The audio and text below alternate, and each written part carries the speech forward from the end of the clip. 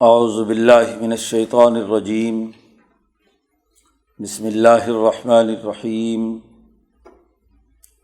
عبس وتولی ان جاءہ الاعمی وما یدریک لعلہ یزکی او یذکر فتنفعہ الذکریٰ اما من استغنی فانت لہ تصدی وما علیک الا یزکی واما من جاءک یسعی وہو یخشی فانت عنہ تلہی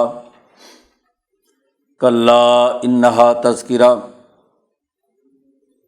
فمن شاء ذکرہ فی صحف مکرمۃ مرفوعۃ مطہرہ بِأَيْدِي سَفَرَةٍ کِرَامٍ بَرَرَةٍ قُتِلَ الْإِنسَانُ مَا أَكْفَرَهُ مِنْ أَيِّ شَيْءٍ خَلَقَهُ مِنْ نُطْفَةٍ خَلَقَهُ فَقَدَّرَهُ ثُمَّ السَّبِيلَ يَسَّرَهُ ثُمَّ أَمَاتَهُ فَأَقْبَرَهُ ثُمَّ إِذَا شَاءَ أَنشَرَهُ کلا لما یقض ما امرہ فلینظر الانسان الی طعامہ انا صببنا الماء صبا ثم شققنا الارض شقا فانبتنا فیہا حبا وعنبا وقضبا وزیتونا ونخلا وحدائق غلبا وفاکہۃ وابا متاعا لکم ولانعامکم فاذا جاءت الصاخۃ یوم یفر المرء من اخیہ وامہ وابیہ وصاحبتہ وبنیہ لکل امرئ منہم یومئذ شأن یغنیہ وجوہ یومئذ مسفرۃ ضاحکۃ مستبشرہ ووجوہ یومئذ علیہا غبرۃ ترہقہا قترہ اولئک ھم الکفرۃ الفجرہ۔ صدق اللہ العظیم۔ یہ سورۃ عبس ہے، مکی سورت۔ مکہ مکرمہ میں نبی اکرم صلی اللہ علیہ وسلم نے جب دعوت کا آغاز کیا تو جو کمزور لوگ تھے، غریب اور کمزور اور فقیر لوگ، وہ نبی اکرم صلی اللہ علیہ وسلم کی دعوت قبول کرنے لگے تو مکے کے سرداروں نے وہی بات کہی جو گزشتہ قوموں کے انبیاء علیہم السلام، خاص طور پر نوح علیہ السلام سے کہا تھا کہ ہم آپ کی بات کیسے سنیں جب کہ آپ کی مجلس کے اندر رذیل اور کمینے لوگ بیٹھے ہوتے ہیں۔ ان کے خیال کے مطابق انسان جب مال و دولت نہ رکھے تو وہ ذلیل اور کمینہ ہے۔ اراذلنا بادی الرأی کا لفظ انہوں نے استعمال کیا تھا نوح علیہ السلام کے سامنے۔ تو مکے کے ان سرمایہ داروں اور طاقتور لوگوں کے دماغوں میں انسانی اجتماعیت سے متعلق جو فساد واقع ہے، یہ فساد ہر مالا اور مترف کے دماغ میں ہوتا ہے، اور دنیا میں انقلابات کا سبب یہی فساد ہوتا ہے جو اجتماعی طور پر انسانیت کے لیے نقصان دہ ہے۔ اور مولانا سندھی فرماتے ہیں کہ یہ سب فساد حد سے بڑھ جائے گا تو یہی قیامت کو لانے کا باعث بنے گا۔ قیامت کو دور دھکیلنے کے لیے ایک ہی کام ہے کہ اس سرمایہ داری تکبر کو توڑا جائے، اس فساد کے خاتمے کے لیے اقدامات کیے جائیں۔ جتنی زیادہ ان سرمایہ دار طاقتوں کی قوت کو توڑا جائے گا، اشراف الناس کی اشرافیہ کے خلاف مزاحمت کی جائے گی، اتنا ہی قیامت دور ہوتی چلی جائے گی۔ تو انسانی سوسائٹی کا فساد ہی مخصوص اشرافیہ اور سرمایہ پرست قوتوں کی وجہ سے ہوتا ہے۔ اس صورت مبارکہ کا بنیادی موضوع یہی ہے کہ اس صورت میں سرمایہ پرستی کے اس پورے نظام کو توڑنے اور اس حوالے سے جو رویے سامنے آ رہے تھے ان رویوں کی سختی سے ممانعت کی گئی۔ قرآن حکیم اپنے اصول کسی واقعے کے ضمن میں بیان کرتا ہے۔ ایک واقعہ ایسا وقوع پذیر ہوا کہ جس پر نبی اکرم صلی اللہ علیہ وسلم پر اللہ نے عتاب نازل کیا ہے پہلی 10 آیات میں۔ واقعہ یہ تھا کہ جب مکے کے سردار انہوں نے جب یہ بات کہی کہ آپ کی مجلس میں تو غریب کمزور لوگ بیٹھتے ہیں، ہم اونچے طاقتور لوگ ہیں، حکمران لوگ ہیں، تو ہمیں الگ سے دعوت دیں، ہماری مجلس اور نشست و برخاست الگ ہونی چاہیے، ہماری مجلس میں کوئی کمینہ، کوئی ذلیل، کوئی اندھا لولا لنگڑا نہیں آنا چاہیے۔ تو آپ صلی اللہ علیہ وسلم نے رحمت للعالمین ہونے کی وجہ سے ان انسانوں پر شفقت اور رحمت کا جذبہ آپ پر غالب آیا، اور آپ صلی اللہ علیہ وسلم نے ارادہ فرما لیا کہ چلو ان لوگوں کے ساتھ ایک الگ نشست کر لیتے ہیں، اور اس کے ذریعے سے ممکن ہے ان کی اصلاح ہو جائے، ایمان قبول کر لیں، اور جب ایمان ان کے دل میں آ گیا تو پھر غریب اور امیر اکٹھے بیٹھ کر بات سن لیں گے۔ اس لیے ان کی رعایت کے لیے الگ سے مجلس منعقد کی۔ نبی اکرم صلی اللہ علیہ وسلم ان سے گفتگو فرما رہے تھے، اپنی بات سمجھا رہے تھے۔ یہ بڑے بڑے امراء سرداران قریش وہاں اس مجلس میں موجود تھے۔ اتنے میں ایک صحابی جو نابینا تھے، انہیں اس صورتحال کا کوئی اندازہ نہیں تھا، وہ گھر سے نکلے کسی آیت کا مطلب اور تشریح پوچھنے کے لیے۔ حضرت عبداللہ ابن ام مکتوم رضی اللہ تعالیٰ عنہ تو چونکہ نابینا تھے، صورتحال کا علم نہیں تھا، وہ اس مجلس میں آ گئے۔ اب نبی اکرم صلی اللہ علیہ وسلم کو یہ خطرہ درپیش ہوا کہ یہ نابینا آ گیا ہے، اور آتے ہی انہوں نے فوراً سوال بھی داغ دیا کہ یہ قرآن کی آیت، اس کا مطلب کیا ہے، سمجھنا چاہتے ہیں۔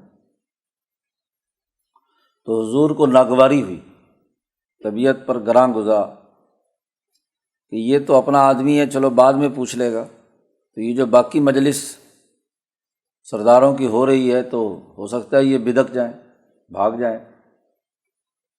اور مقصد بھی یہ تھا کہ ان کو بات اگر سمجھ میں آ گئی، جو رولنگ کلاس ہے، اس کو اگر بات سمجھ میں آ جائے تو پھر اس سے پروگرام تیزی سے آگے پھیلتا ہے۔ تو یہ آپ صلی اللہ علیہ وسلم کے اس خیال سے پہلے آپ صلی اللہ علیہ وسلم کے چہرے پر ناگواری کے اثرات ہوئے، چہرہ بدلا، اور آپ صلی اللہ علیہ وسلم نے اس کو پسند نہیں کیا۔ قرآن حکیم نے وہ پورا نقشہ کھینچا ہے۔ قرآن حکیم کہتا عبس وتولی، یہاں براہ راست نبی اکرم صلی اللہ علیہ وسلم کو مخاطب نہیں کیا، صرف ماضی کا صیغہ اور واحد مذکر غائب کی ضمیر اس کے اندر ہے، اس کا استعمال کیا۔ حضور اقدس صلی اللہ علیہ وسلم کی عظمت شان اور آپ کی جو محبوبیت ہے، تو براہ راست یہ نہیں کہا کہ آپ کا چہرہ بدل گیا، بس مطلقاً کہا کہ اس کا چہرہ بدل گیا۔ کون؟ سیاق و سباق تو ظاہر ہے کہ خود نبی اکرم صلی اللہ علیہ وسلم ہی ہیں۔ عبس کہتے ہیں کسی کو ناگواری کے ساتھ ماتھے پر بل بنانا، تیوری چڑھانا۔ تو اس نے تیوری چڑھائی، وتولی، اور اس اندھے سے منہ موڑ لیا۔ آپ صلی اللہ علیہ وسلم نے اس کی طرف سے چہرہ ناگواری کی وجہ سے الگ کر لیا، دوسری طرف کر لیا، وہ جو لوگ بیٹھے ہوئے تھے ان کی طرف متوجہ رہے۔ ویسے بھی دوران گفتگو کوئی آدمی درمیان میں مداخلت کرے تو جو بات چل رہی ہے تسلسل سے وہ ٹوٹتی ہے۔ تو اس پر آپ صلی اللہ علیہ وسلم کو ناگواری بھی ہوئی، اور غصے کے کچھ اظہار کے طور پر آپ نے تولا روگردانی کی، اس لیے اس نے روگردانی کی، چہرے پر تیوری چڑھائی کہ ان جاءہ الاعمیٰ، کہ اس کے پاس ایک اندھا آ گیا تھا۔ عبداللہ ابن ام مکتوم، یہاں بھی صحابی کا نام نہیں لیا، ان جاءہ الاعمیٰ، ایک اندھا آیا۔ اب دیکھنا تو یہ چاہیے تھا کہ اندھے کو نظر تو آتا نہیں، اسے کیا پتا کہ مجلس کیسی ہے۔ باقی صحابہ میں سے تو کوئی صحابی آئے نہیں، مجلس کا اندازہ ہو گیا، دیکھ کر بھی مجلس کا اندازہ ہوتا ہے کہ چلو بات ہو رہی ہے۔ اب اندھا مجلس میں آ بھی جائے تو اسے اندازہ نہیں ہے کہ کون لوگوں سے بات چیت چل رہی ہے۔ اندھے کے آنے پر اس کے ماتھے پر بل پڑے اور اس نے چہرہ موڑا۔ اب یہاں جملے غائب کے استعمال کیے ہیں، لیکن اگر مطلقاً غائب کے ہوں تو پتہ نہیں کون، تو یہ عربی کا انداز اور اسلوب ہے۔ اگلے جملے میں آپ صلی اللہ علیہ وسلم کو مخاطب کر لیا کہ وما یدریک، آپ کو کیا خبر، آپ کو کیا معلوم کہ لعلہ یزکیٰ، شاید کہ وہ اندھا آپ کی اس وقت کی بات کے سمجھانے سے اس کا تزکیہ ہو جاتا، وہ سنور جاتا، اس کے دماغ میں جو آیت کے سمجھنے کے حوالے سے کوئی خلش تھی وہ اس کی خلش دور ہو کر اسے اس پر اطمینان مزید حاصل ہوتا۔ وہ تو آیا تھا اپنی اصلاح کی نیت سے، اپنے قلب کی کسی کمزوری اور بد اخلاقی کو دور کرنے کی نیت سے، اپنی عقل اور شعور کو بڑھانے کے لیے، اپنے کسی نفسانی تقاضے کو دور کرنے کے لیے، تو وہ تو تزکیہ نفس کے لیے آیا تھا، سیکھنے کے لیے آیا تھا۔ آپ کو کیا معلوم، لعلہ یزکیٰ، شاید کہ وہ درست ہو جاتا، اور او یذکر، یا تو سرے سے آپ کی صحبت اور آپ کے جواب سے اس کا تزکیہ ہو جاتا، دل سے اور دماغ سے اور عقل سے اور نفس سے تمام خرابیاں نکل جاتی، یا اتنا تو ضرور ہوتا کہ او یذکر، وہ نصیحت حاصل کرتا، سوچتا، غور و فکر کرتا، تو فتنفعہ الذکریٰ، تو اسے وہ نصیحت فائدہ دیتی۔ فوری تزکیہ نہ ہوتا، مسلسل آپ کی صحبت میں رہنے اور آپ کی اس تشریح کے بعد غور و فکر کے نتیجے میں وہ نصیحت حاصل کر کے اپنا تزکیہ کر لیتا۔ تو کیا ایک ایسے اندھے جو بہت ہی خلوص کے ساتھ، دل کی چاہت کے ساتھ، اپنی اصلاح کی نیت سے گھر سے ٹھوکریں کھاتا ہوا آپ کے پاس آیا اور آپ کا چہرہ بدل گیا؟ نبی اکرم صلی اللہ علیہ وسلم اس سورۃ مبارکہ کے نازل ہونے کے بعد جب بھی عبداللہ ابن ام مکتوم آئے تو ان کا بڑی خوش دلی سے استقبال فرمایا کہ یہ وہ آدمی ہے جس کی وجہ سے اللہ نے مجھ پر عتاب نازل کیا ہے، اللہ نے مجھ پر ناراضگی کا اظہار کیا، یہ وہ آدمی ہے۔ تو حضور صلی اللہ علیہ وسلم اس کے بعد سے ان کا بڑا احترام کرتے تھے۔ ایک طرف تو یہ اندھا ہے، اور ایک وہ جو تم نے مجلس لگا رکھی تھی سرمایہ داروں کی اور سرداران قریش کی، ان کا رویہ اور ان کا نقشہ بھی کھینچ دیا۔ اما من استغنا، ایک طرف وہ ہے جو لاپرواہ ہے یا مالداری کے طلب میں ہے، سرمایہ پرستی میں مبتلا ہے، غنی ہونا چاہتا ہے، استغنا، سوچ اور فکر سے بھی لاپرواہی اختیار کرتا ہے، اور سرمایہ پرستی اس مالداری کے مرض میں مبتلا ہے۔ فأنت لہ تصدیٰ، تو کیا آپ ایسے متکبر اور ایسے مستغنی اور لاپرواہ آدمی کے درپے ہو گئے اپنا فکر سمجھانے کے لیے، جو توجہ سے بات ہی نہیں سن رہا؟ بات سننے کے بھی لیے شرائط ہے کہ جی سرمایہ داروں کے لیے الگ سے جماعت ہونی چاہیے، تاجروں کی الگ جماعت، لیڈروں کی الگ جماعت، ہاں جی، تو یہ جو ملا اور مترف کی الگ الگ جماعتیں نکالنے کا مطالبہ کر رہے ہیں، ان کے دل میں عبرت حاصل کرنے کی کوئی بات نہیں۔ عبرت حاصل کرتے تو سب سے پہلے سرمایہ داری پر لات مارتے، سب سے پہلے یہ اپنی سرمایہ پرستی کو دور کرتے۔ یہ جو حقارت سے دوسرے انسانوں کو دیکھتے ہیں، یہ اپنے اندر سے دور کرتے، پھر تو کچھ سوچنے سمجھنے کی بات ہوتی۔ سرمایہ پرستی ان میں کوٹ کوٹ کر بھری ہوئی ہے، لاپرواہ ہیں۔ آپ ان کے در پہ ہو رہے ہیں، ان کو فکر سمجھانا چاہتے ہیں۔ نبی اکرم صلی اللہ علیہ وسلم سے صاف طور پر کہہ دیا گیا کہ وما علیک الا یزکا، اگر ایسا متکبر سرمایہ دار اس کا تزکیہ نہ ہوا تو آپ پر کیا الزام ہے؟ آپ کا کام تو صرف دعوت دینا ہے بس۔ اگر وہ کفر پر مرا اور بات نہیں سمجھی اور سارے کے سارے کلمہ پڑھنے والے نہیں بنے تو تمہارا کیا مسئلہ ہے؟ ما علیکا، تم پر لازم ہے کہ سب کو کیا ہے، کلمہ پر زبردستی پڑھواؤ؟ نہیں،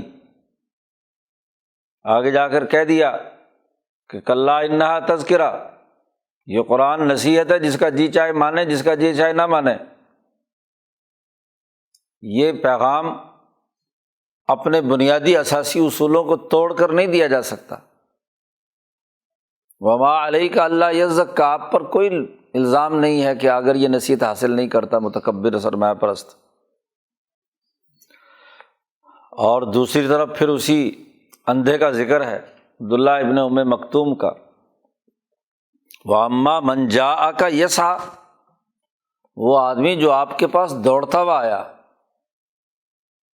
اندھا ہونے کے باوجود گھر سے نکلا، ادھر ادھر ہاں جی پوری جد و جہد کوشش کر کے ایک خلش اس کے دل میں پیدا ہوئی، ایک سوال پیدا ہوا کسی آیت کے سمجھنے کے سلسلے میں، تو وہ دوڑتا ہوا آپ کے پاس آیا۔ من جاءک یسعیٰ وہو یخشیٰ، اور وہ ڈرتا بھی ہے، اللہ کا ڈر اور خوف ہے، ہاں جی، کہ وہ میں اس آیت کا مطلب سمجھوں اور اس پر عمل کروں، کہیں اللہ تعالیٰ ناراض نہ ہو جائے، اللہ کا ڈر جی، یا اس ڈر سے کہ پتہ نہیں حضور سے ملاقات ہوتی ہے یا نہیں ہوتی جی۔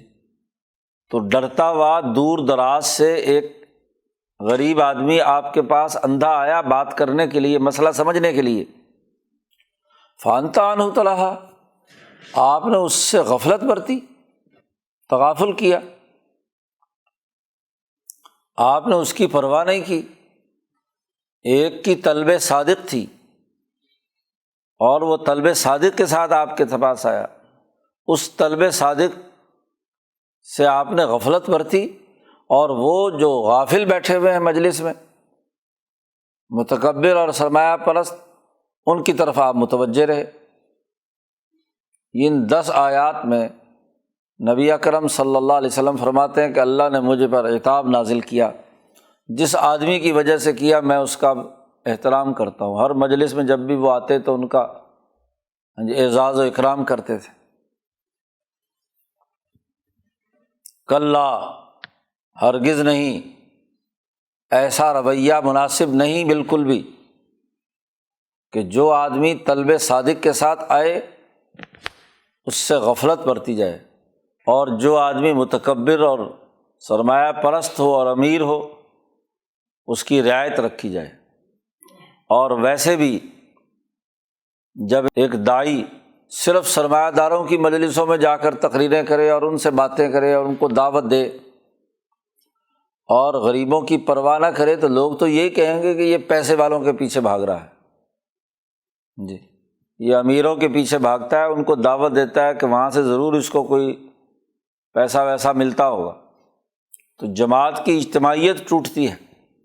نبی تو کمزوروں اور ضعیفوں اور مسکینوں کے حقوق کے لیے آتے ہیں، وہ اگر صرف سرمایہ داروں کی مجلسوں میں بیٹھنے لگ جائیں تو یہ بہت بڑی خرابی ہے۔ اس لیے صاف طور پر کہہ دیا کلا، ہرگز ہرگز یہ بات درست نہیں ہے۔ یاد رکھ لو انہا تذکرہ، یہ نصیحت ہے، بس تذکرہ ہے، یاد کرانے کے لیے آئی ہے۔ فمن شاء ذکر، جس کا جی چاہے اس سے نصیحت حاصل کرے، اس کو یاد کرے، اس کو پڑھے۔ یہ نصیحت ایسی ہے، فی صحف مکرمۃ، یہ عزت والے صحیفوں میں لکھی ہوئی ہے، لوح محفوظ میں، یا وہ کتاب مقدس قرآن حکیم جس پر قرآن حکیم لکھا گیا ہے ورقوں پہ، مرفوعۃ مطہرۃ، ایسے صحیفے، ایسے ورقے ہیں جو اونچے رکھے گئے ہیں اور بالکل پاکیزہ ہیں۔ یہ تو ایک دستور اور آئین ہے، یہ مقدس ہے، یہ نصیحت ہے۔ اب جس کا جی چاہتا ہے اس کو پڑھے، یہ کوئی زبردستی کی بات نہیں ہے۔ پروگرام جتنا اونچا اور اعلیٰ ہے وہ لوگوں کے پیچھے بھاگے گا کہ لے لو جی لے لو۔ جس کے پاس ایسی کوئی پھٹیچر سی کتاب ہو تو وہ تو لوگوں کے پیچھے بھاگتا، لو جی میری کتاب پڑھو، میری کتاب پڑھو۔ یہ کتاب وہ نہیں ہے، یہ مقدس کتاب ہے اور مقدس پروگرام ہے، جس میں طلب صادق ہو اس کو دی جائے، اور جس میں طلب صادق نہیں ہے، جھوٹا ہے، سرمایہ پرست ہے، تو اس کی پرواہ کرنے کی ضرورت نہیں ہے۔ کلا، ہرگز ہرگز۔ بِأَیْدِی سفرا، لکھنے والوں کے ہاتھوں میں ہے قرآن حکیم، جو لکھتے ہیں فرشتے ہیں جنہوں نے لوح محفوظ میں لکھا، یا دنیا میں وہ انسان جنہوں نے اس کو مقدس ورقوں میں لکھا، وہ کرام بررہ، وہ لکھنے والے بہت معزز اور بہت نیک لوگ ہیں، اونچے درجے کے لوگ ہیں۔ آئین بھی، تحریر بھی اعلیٰ اور عمدہ، اور اس کو تحریر کرنے والے بھی کرام بررہ۔ تو کتاب کی اہمیت اور عظمت بڑھ گئی۔ یہ کتاب ایسی نہیں ہے کہ ان سرمایہ داروں کے پیچھے، ان کی خواہشات کے پیچھے بھاگتے رہو کہ جی ان کے لیے الگ مجلس بناؤ، ان کے لیے یہ کرو وہ کرو، ایسا نہیں ہے۔ یہ نصیحت۔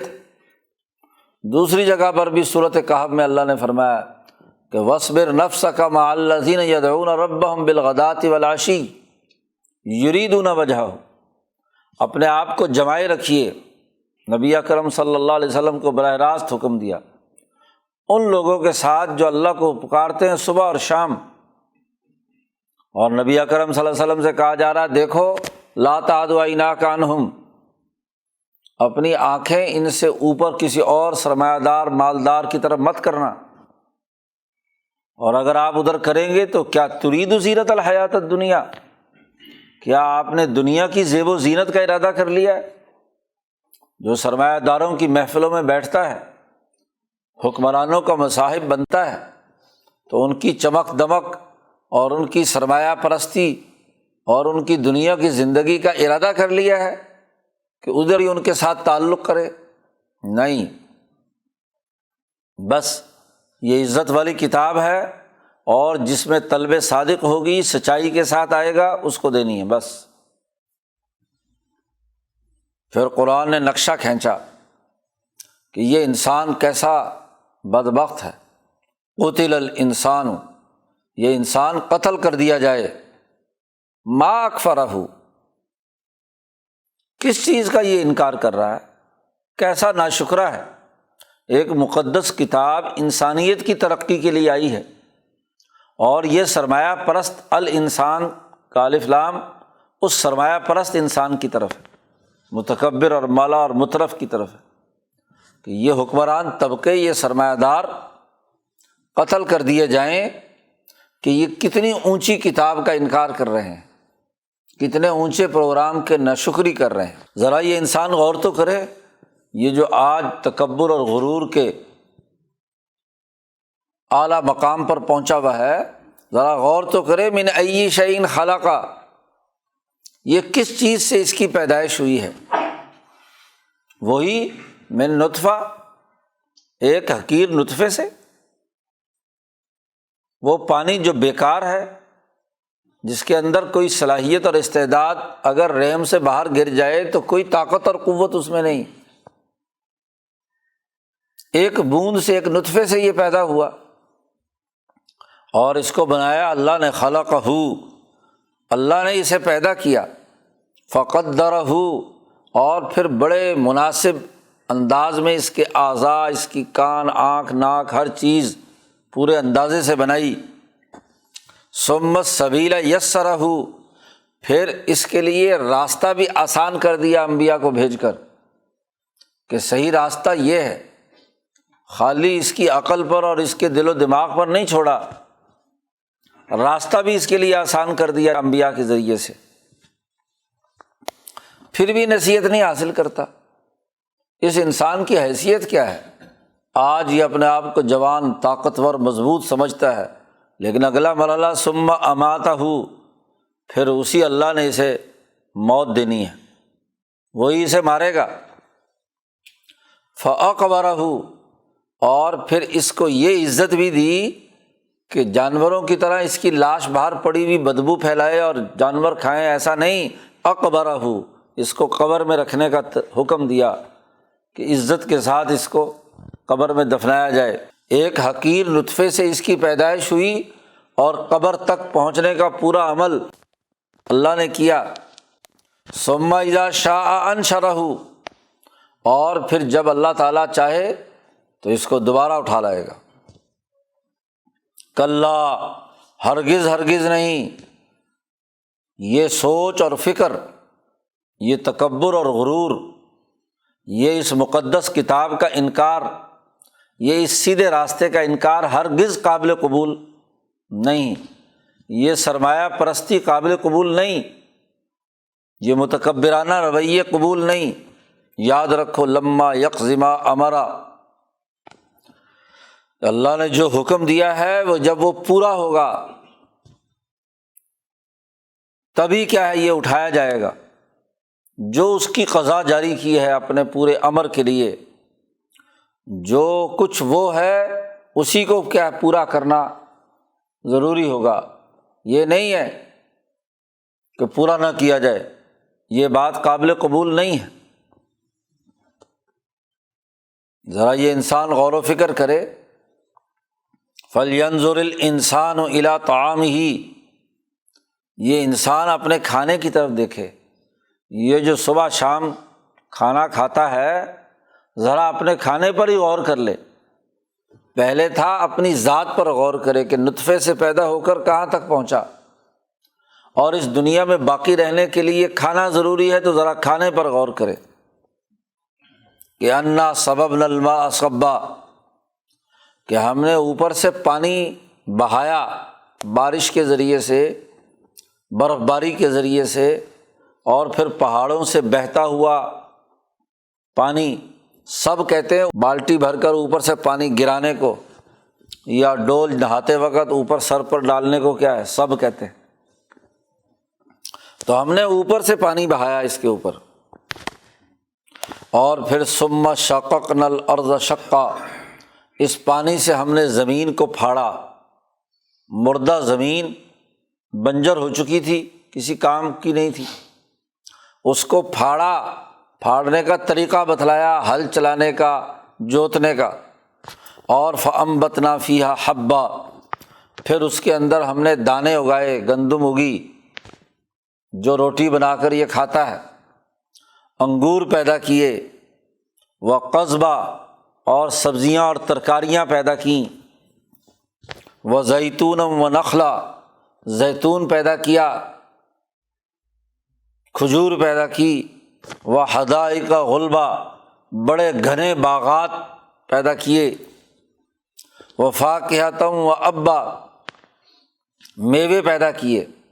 فاکہہ ہر اس پھل فروٹ کو کہتے ہیں جو کھانا کھانے کے بعد استعمال میں آتا ہے، مکمل غذائیت نہیں ہوتی لیکن غذا کو ہضم کرنے اور لذت اور تفقع پیدا کرنے کا کردار ادا کرتا ہے۔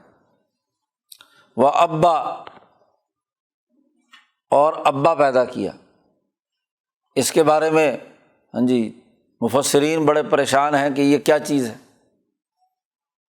کسی نے گھاس ترجمہ کیا، کسی نے کچھ کیا، کسی نے کچھ کیا، لیکن حضرت شیخ الہند کے شاگرد مولانا مناظر حسن گیلانی، انہوں نے کہا کہ فاکہہ کا ذکر کیا ہے، پھلوں کا، جو کھانے کے بعد بطور لذت کے ہیں، اور پچھلی جو ترتیب چلی آ رہی ہے اس کے بعد ہر بعد والی چیز پہلے سے زیادہ اعلیٰ اور عمدہ ہے، تو باقی تمام فروٹ سے کوئی اعلیٰ ترین فروٹ کا ذکر ہوگا نا، یہ ابا جو ہے۔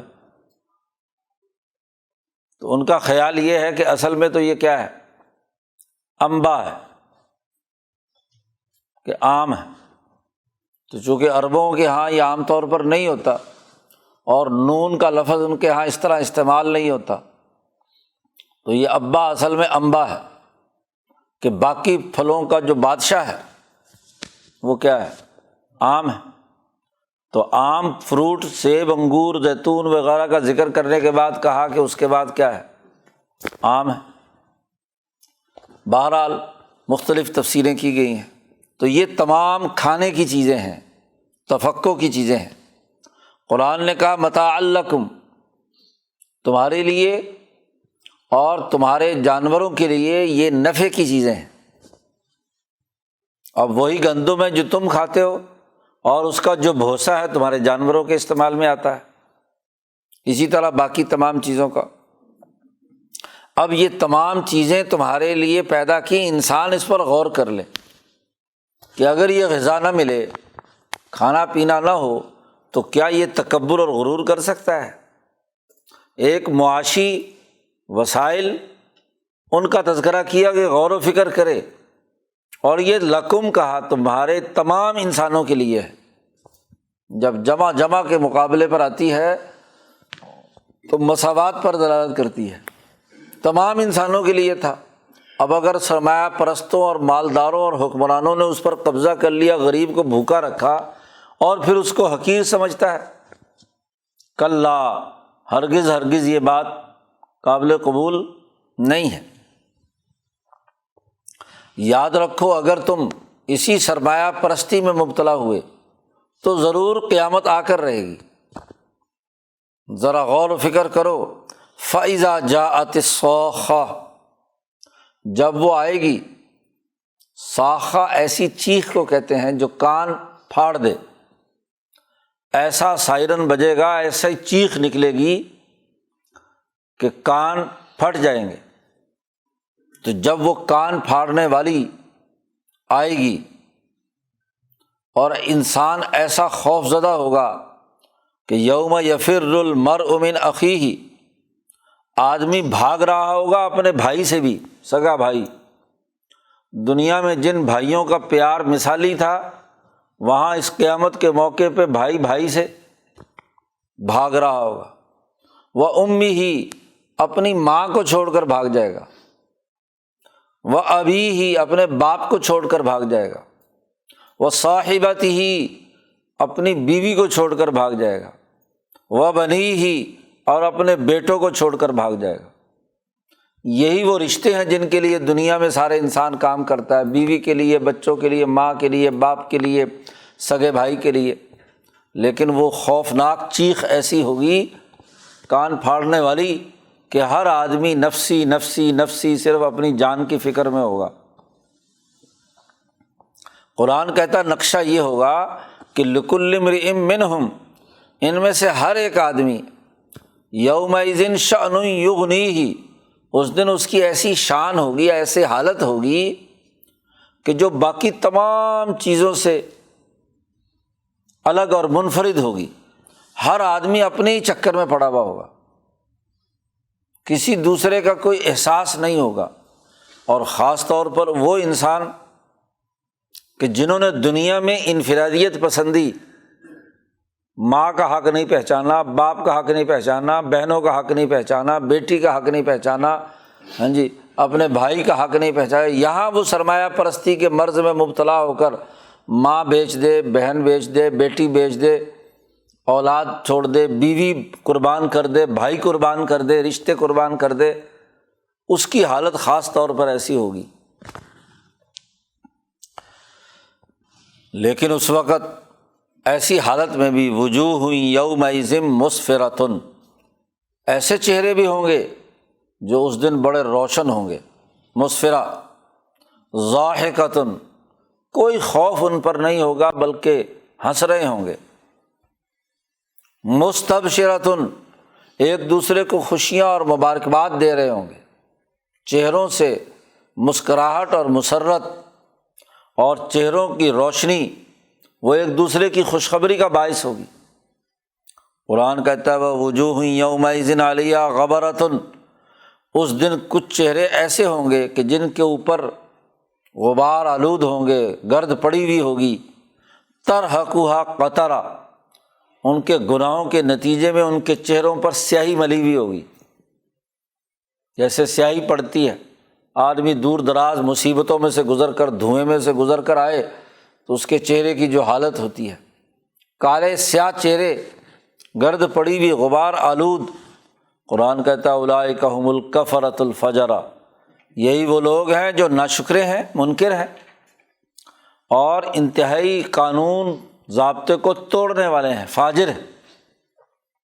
تو جو ناشکرا اور کافر ہے اس کے حالت، چہرے کی حالت یہ ہوگی، اور جو ان تمام حقوق اور اجتماعیت کے تمام تقاضوں کو پورا کرنے والا ہے، دنیا میں لوگوں پر رزق خرچ کر کے خوش ہوتا ہے، سرمایہ پرستی کے مرض میں مبتلا نہیں، لوگوں کو حقیر نہیں سمجھتا، تو اس کے چہرے روشن ہوں گے، ہنستے ہوں گے، اس پر خوشیاں ہوں گی۔ تو قرآن حکیم نے یہاں واضح کر دیا کہ یہ سرمایہ پرستی کا رویہ کسی صورت میں قابل قبول نہیں ہے، اور اگر ظاہری طور پر نبی اکرم صلی اللہ علیہ وسلم نے کسی سچے دل کے ساتھ ان کو متوجہ کرنے کے لیے کوئی کام کیا تو اللہ نے اس پر بھی عتاب نازل کر کے واضح طور پر نبی اکرم صلی اللہ علیہ وسلم سے کہہ دیا، تاکہ امت کے لیے نمونہ بنے کہ آئندہ سرمایہ پرستوں کی حد سے زیادہ رعایت کرنا اور گر کر ان کو دین کی دعوت دینا یہ قطعی طور پر درست نہیں ہے، کیونکہ یہی لوگ ہیں جو انسانی سوسائٹی میں فساد مچانے کے ذمہ دار ہیں۔ ان کے خلاف تو انقلاب کی ضرورت ہے، اس لیے کہا قتل الانسان، ایسا انسان قتل کر دیا جائے۔ مکہ مکرمہ میں یہ کہہ رہے ہیں، اور بدر میں واقعتاً وہ قتل کر دیا گیا۔ فتح مکہ میں ان تمام سرمایہ داروں کو نیست و نابود کر دیا گیا، قیصر و کسریٰ کا خاتمہ کر دیا گیا۔ تو ایک بنیادی پیغام اس صورت مبارکہ میں قیامت کے تناظر میں اللہ نے بیان کیا ہے۔ اللہ تعالیٰ قرآن حکیم کو سمجھنے اور اس پر عمل کرنے کی توفیق عطا فرمائے۔ اللہم صل